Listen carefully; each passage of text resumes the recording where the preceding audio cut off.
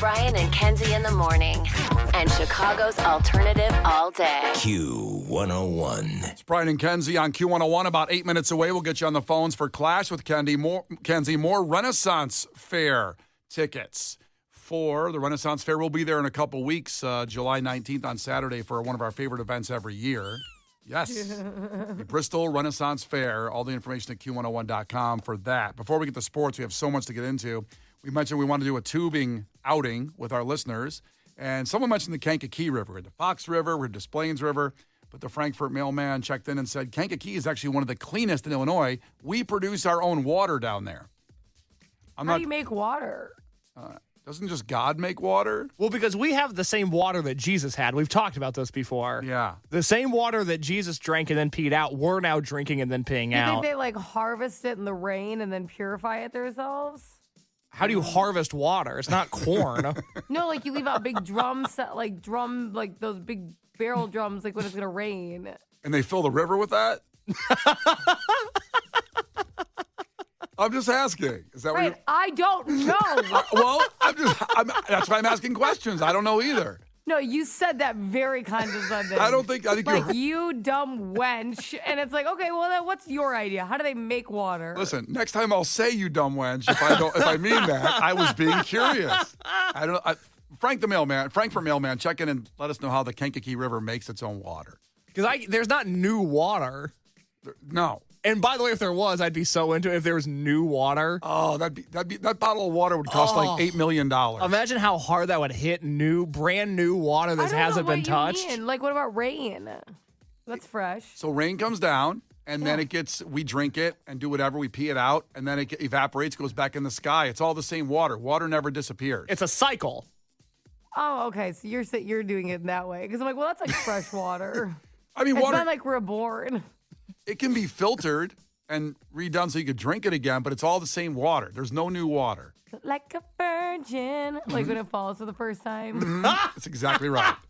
That's exactly right. The Q101 Morning Crew. Sports. Okay, so much to get into. Let's start with the Cubs. I said before last weekend, before the weekend. My God. I really got too much sleep last night. You cannot do this again.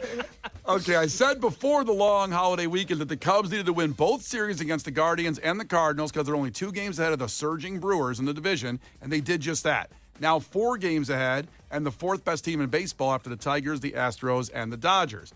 But before we even talk about last night, July 4th, you may have missed this blowing off your fingers, but July 4th weekend, incredible. July 4th, the day the Cubs took on the Cardinals. 8 home runs, 11-3 victory, set a franchise record, and this was Pete Crow Armstrong doing what he does. It's another one! It's PCA on the 4th of July! Fireworks score! Boom! So 2 players. Michael Busch hit 3, Pete Crow Armstrong hit 2, and then 8 overall.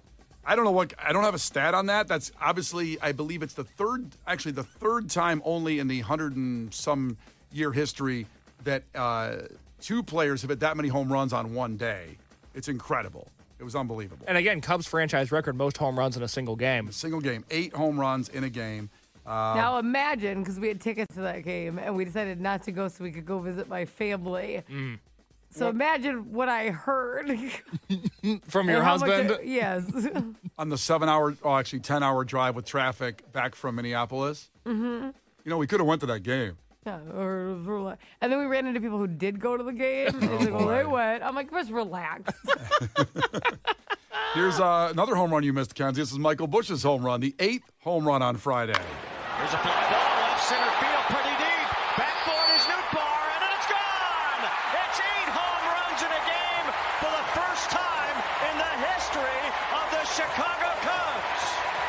And if that wasn't good enough, last night the 11-0 win over the Cardinals to win that series. And this relates a little bit to the All-Star situation where you've got Boyd, Kyle Tucker, Pete Crow Armstrong. Those are the 3 Chicago Cubs into the All-Star game. What is atrocious, what is embarrassing, seems like the fix was in somehow is Seiya Suzuki not in the All-Star game. Seiya Suzuki, leading MLB in RBIs, got his 76th last night, actually, with 75 before the game. Had a career high in home runs, 24 home runs, and has been the most lethal offensive players, one of them, in the league this year. Not in the All-Star game. Seiya Suzuki, what the hell? Who's doing what? I don't know. Someone's doing something very, very wrong. That's disgusting. That's terrible. One of the biggest atrocities in the history of baseball. Seiya Suzuki this year, he's the first Cubs player with 25 home runs and 75 RBIs before the All-Star break since Sammy Sosa in 2001. Yikes. Damn. How embarrassing. The Cubs are at the Twins tomorrow night. White Sox won the series against the Rockies. They're at the Blue Jays. Blue Jays are at the White Sox tonight, so a great night for baseball. It's going to be beautiful out there. Sadly, we do have to pour one out, which is this was really a bummer and really tragic over the weekend. I think a lot of us knew it was coming from following the news on former White Sox closer Bobby Jenks. He died Saturday after a battle with stomach cancer. He was only 44 years old, and Jenks helped the White Sox win the 05 World Series. You're going back 20 years. I believe the celebration at White Sox Park is coming up either next weekend or the weekend after, the 20-year celebration. He had 2 saves in the AL Championship Series, including the final 3 outs of Game 4 to complete the sweep over the Astros. Dominating those playoffs, obviously. He had 11 of 12 games en route to the World Championship. Jenks saved 4 of the 11 victories and appeared in 7 games, including all 4 World Series games. And if you remember this hilarious, amazing call from Joe Buck in the World Series on Bobby Jenks on what happened when Ozzie Guillen went to call him out and get him in the game. Guillen looks down to his bullpen on his way out. And he makes the sign to the bullpen, give me the wide, tall guy. What a job by Cox. If you're Bobby Jenks, here's what your manager thinks of you. Give me this guy, big guy, tall guy. Jenks coming in, first and third, 2 out, Sox up 1. As a Cubs fan watching that, it was just so joyous to see Ozzie Guillen also just loved him to death during that year, and also seeing him call for Bobby Jenks. Really sad. He had a rough, short time in MLB after that. I think, a pretty rough time with back surgeries and all that after his playing days and addiction. It was really rough. But 44 years old, Bobby Jenks gone way too soon. Our Southsiders love him. One more thing to end on a positive note with the White Sox is Colson Montgomery's RBI triple on Friday's game. Let's just get a little bit of that audio. It's amazing. It's looking like a good decision. Montgomery in the air to right center field. This one continues to go back, and it's going to go off the wall. Montgomery racing around second. He's looking for 3. An RBI triple for Colson Montgomery. First run batted in here in the big leagues. Amazing. Unbelievable. Finally, Casey, you were at the NASCAR race yesterday. I was. And the NASCAR race could be probably the end of it, the end of the contract. 3 years of NASCAR Chicago Street Race, one of the highest rated events in NASCAR history, but no new deal for it keep going forward. We'll see what happens. But give us your take on location, case of the race yesterday. It was badass. Yeah. I had a great time. Bunch of fast cars, cool guys, sleeveless shirts. It was awesome. There you go. That was a NASCAR. Fantastic. That was a NASCAR race. There you go. Brian and Kenzie. On Q101. Brian and Kenzie on Q101, 312-591-8300. Call right now. The Bristol Renaissance Fair launched over the weekend. It is happening. Started yesterday, or Saturday, I should say, and then it goes all the way through Monday, September 1st. Tickets are on sale now for one of our favorite things all year, the Bristol Renaissance Fair. If you beat Kenzie in trivia, you get a 4-pack of tickets. So call now, 312-591-8300. Call now to compete against Kenzie, and we'll give away the tickets no matter what. If Kenzie wins, we don't let her keep them. I mean, we're going, but she can't give out all these tickets. Just everybody, you get them. So call 312-591-8300 right now to compete for those tickets in Clash with Kenzie. The Brian and Kenzie Show. On Q101. You can't defeat her. She's too powerful. Clash with Kenzie.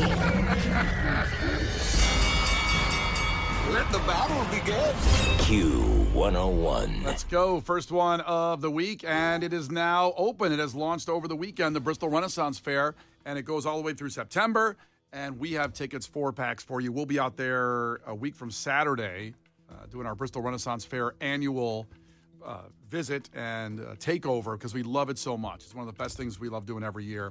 And you can win the tickets. Chris checking in. Chris, ahoy. Tell us something about yourself. How's it going? I'm Chris from Elgin. I'm an EMT. I was in the Army for 12 years, and I'm ready to win some tickets for my kids. Well, hell yeah. Thank you for your service, sir. And Thank you. As an EMT, especially over in Elgin, did you see any blown off fingers over the weekend? No, I actually ended up tending to one of my friends, though. She ended up rolling her ankle. Oh. On a firework? No, not a firework, on a porch. Just on the porch?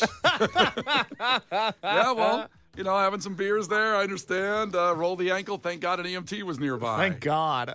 Yep. I get it. I'm the weak ankle girly in the group. I totally get it. All right, here we go. First one to 5 wins. Listen carefully. If Kenzie gets one wrong, you can steal a point. She can do the same with you. Call heads or tails, Chris. Tails. It's heads. That's terrible. Oh, thanks. All right, Kenzie, here we go. You get You really make me not want to go. Kenzie, question number 1. What type of bear is often featured in Coca-Cola advertisements? Polar. Polar bear is right. I don't know if they use other bears. It sounds like they have other bears in a few other ads. No, the question is what type of bear? Often featured. Yeah, because not Because every there's ad. ads that don't include any bears. I took that as there's some other bear ads that they have. There's no other bears. All right, Kenzie's got one. Back to Chris. That's right. Chris, Jellystone is the fictional home of what cartoon bear? Yogi Bear. Yogi Bear. Yogi. That's all the bear questions. I don't know what Case was on one last night with bears. I was on one. I hung out with my dad over the weekend. I He was loves just bears. going to say he must have saw his dad. I did. My dad was in town. If you don't know, Case's dad flies away on trips by himself to go look at bears. That's not a joke. No, that's literal. 1-1 is back to Kenzie. Kenzie, name one of the 4 U.S. Commonwealth states. So there's 4 states in America that are considered commonwealths. Commonwealth? Mm-hmm. Commonwealth, one word. Don't say Commonwealth. Commonwealth? I hardly know her. Oh, Commonwealth. They're a Commonwealth state. There's 4 of them. Well, I guess kind of like something in the, what? I just want to hear your logic. Go ahead. Well, there's no way. It's something like more in the middle. Okay. Like I would do. What? Go ahead. Give it to me. Stop laughing at me. Okay. I would say, you know what? Okay, like the most, I would say Commonwealth sounds blue collar to me. I would guess Kentucky. Kentucky is actually one of the Commonwealth states. I can't believe we is got that there. Blue? I don't know what does it mean? Well, we'll get to that. We'll probably keep that question all week. So we're gonna. I don't want to do this. Yeah. All right. So Kenzie's got 2. And Chris has 1. It's back to Chris. Chris, before becoming president, what did Ronald Reagan govern? What state did Ronald Reagan govern? What state? Yes. What state did he govern before president? Texas? It was not Texas. Kenzie, do you know? Yeah, California. He was an actor. California. He was an actor. He just said, hey, I'm taking over California all the way through. And he did. He became president. So Arnold Schwarzenegger-y. Yeah, very much. Yep. So it's 3-1. And back to Kenzie. Kenzie. Mm-hmm. Ozzy Osbourne played his final show fronting what band over the weekend? Oh, Black Sabbath. Black Sabbath is right. We'll play some audio of that coming up soon. And back to another music question for Chris. What legendary British rock band reunited for a pair of shows in Cardiff, Wales over the weekend? Rolling Stones? It was not the Rolling Stones. Oh, boy. Kenzie, do you know? Can you say it again? What legendary British rock band reunited for a pair of shows in Cardiff, Wales over the weekend? Oh, Oasis. That's right. That's for the win. It's the win? That's my the win. goodness. Quick work made of Chris. Sorry, Chris. Not a problem. Here's what you can do, though. Hang up and get ready to call back because right after Lola Young, we will play God Bless the Baby in just 3 minutes, and that 4-pack of tickets can be yours for the Bristol Renaissance Fair, just 3 minutes away. Everybody's got a shot. Stay here. It's Brian and Kenzie, Q101. The Brian and Kenzie Show. On Q101. The Brian and Kenzie Show. On Q101. It's Brian and Kenzie on Q101. God bless the baby. 312-591-8300. Call now, and caller 10 gets those Bristol Renaissance Fair tickets because Kenzie won in trivia. And remember, all week long we'll have these tickets, these 4-packs. So if you want to compete against Kenzie in trivia, make sure you're here at 7:10, right after sports. We usually do sports, play one song, and then we get people on the phones for the tickets right after 7 o'clock. So make sure you're here for that all week long. But call now, 312-591-8300. Caller 10 gets those tickets because Kenzie won. Now, big music weekend. We're going to talk about Oasis in about 10 minutes and how I ruined Case's weekend with just one simple text during the videos and the things that we're posting about Oasis. It was phenomenal. We'll play some audio if you missed it about the first show in 16 years from Oasis. But something else happened also overseas that was incredible was the goodbye to Black Sabbath and Ozzy Osbourne. It was back to the beginning. It was a concert in Birmingham, England, where Black Sabbath started many, many years ago, 60 years ago. And Ozzy Osbourne, they basically agreed to do a final show. And the cast of people, and we'll talk about this a little bit later, music entertainment news, like Tom Morello was there and Billy Corgan was there. And every major big rock band, the harder bands, were all on site. Tool was there. And well, again, we'll get to that in a little bit later. We'll play some more audio on that and Oasis in music entertainment as we do that at 8:50. But here is just a little bit for you, and this was Ozzy and Black Sabbath. This was how Ozzy kicked off his solo set. So he did Sabbath and played some solo stuff, but here's the audio of that.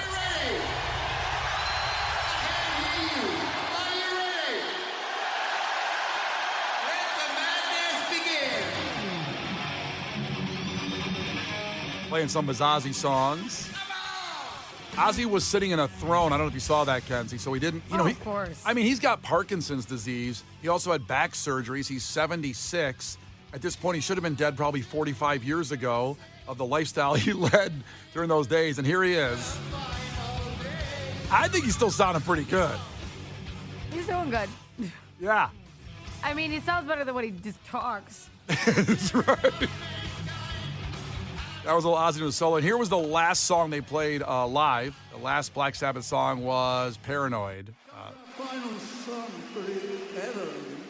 I just want to say to you on behalf of the guys in Black Sabbath and myself, your support over the years has made it all possible for us to live a lifestyle we live. Thank you from the bottom of our heart. I love you. We love you. And it's a song called Paranoid.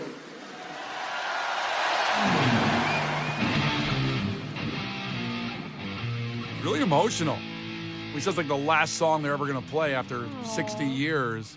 And this is really it, too. Like, they've had farewell tours before. I mean, I saw the Sabbath, I think, on Ozfest in 2003, somewhere around that range in Tinley Park, and that was supposed to be the last Sabbath. So these bands do this. They come back and forth. Yeah, maybe he'll be back. This is really it, though. They're all in their mid to late 70s. Ozzy's certainly in some failing health. Why do you gotta say it like that? Well, because it is. It really hits me because as a 12-year-old kid, this is what got me in the music, was like Black Sabbath. That's what got me into. So I hear this, and now I can't believe that it's going to be over for live. But we still have the music. We still have the memories. I've seen Ozzy probably 10, 15 times and Sabbath. But this was really my beginning. This is the first song I learned on the guitar was Paranoid. Really? This was it? This was the first song. And so I think for a lot of people out there, they can relate when you hear Billy Corgan talk about trying to replicate the Black Sabbath sound for Siamese Dream and bands that we love, Foo Fighters, Weezer. Everybody talks about Black Sabbath, at least mentions them an influence. So goodbye, Ozzy. We love you, man. And also, the TV show was wonderful, too. All the reality shows.